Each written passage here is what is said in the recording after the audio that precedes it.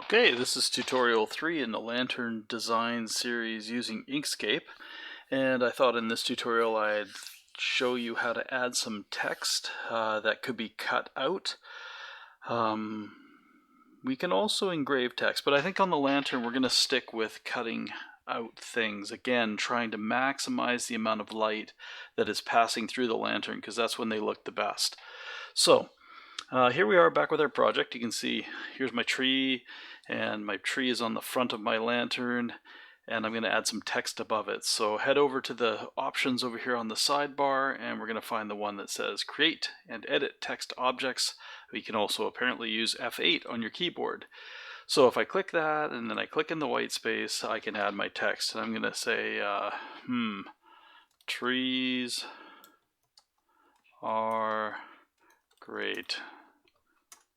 There.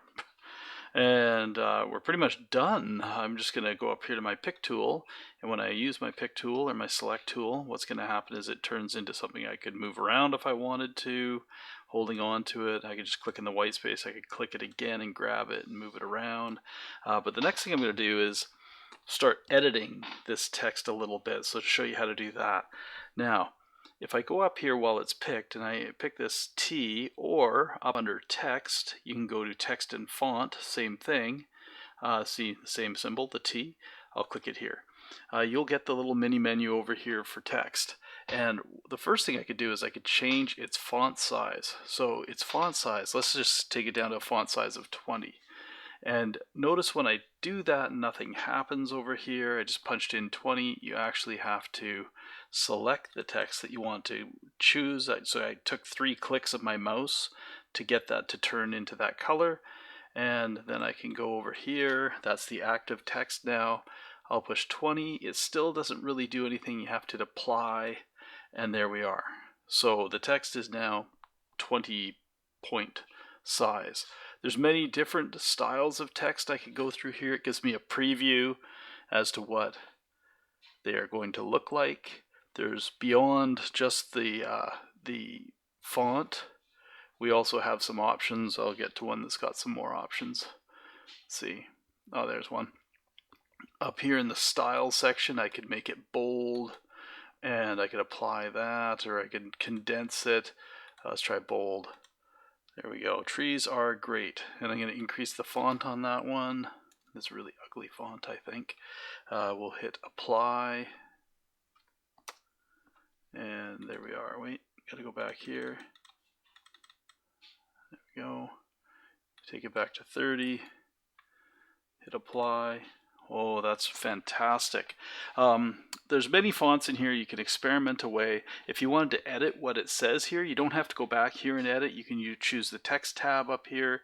You could go in here and say, trees aren't great, and hit apply, and it changes over there, but I think they are great. So I'm going to put that back like that and hit apply, and I'm good. Now I have to come back here. I've lost the font that I was using somehow.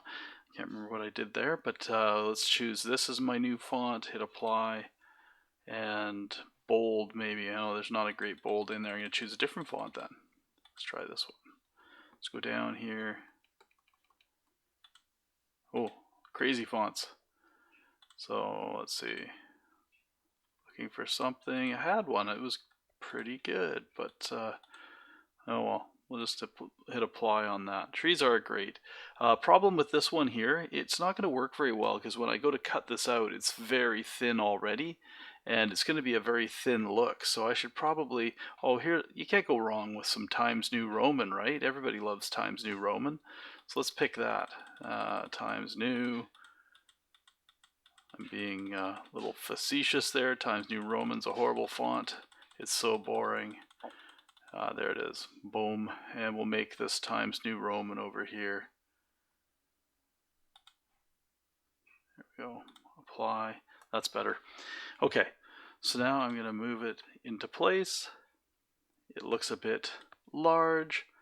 So the other thing I can do with this is I can, once I'm good with it, I could just stretch it, right? I could do that. But the problem with stretching it is, as soon as I do that, it's no longer text. It's like a graphic. It's an object. And I can't really edit it after that. So I have to be sure that that's what I want. So yes, I do want. I'm just going to stretch it and make it fit a little nicer. I have my aspect ratio locked so I didn't morph it, and put it on there like that. Okay, so is that going to be cut out? No, because it doesn't have the special red lines, right? So we have to go and put those on there. So it's object, fill, and stroke, just like before. Go over to the fill, turn off the fill, turn on the stroke. Make sure the stroke is 255. Make sure the stroke is inches, 0.001. Hit that. Information is there. Now, that is going to be great. It is going to be cut out, and that's a little addition there. So that's the next step. You can put some text on it if you wish, or you could just stick with images. That's it. I think in the next one I might actually show you how to curve some text, because some people like to have the text follow a curve. So we'll do that on the next one. That's all for now.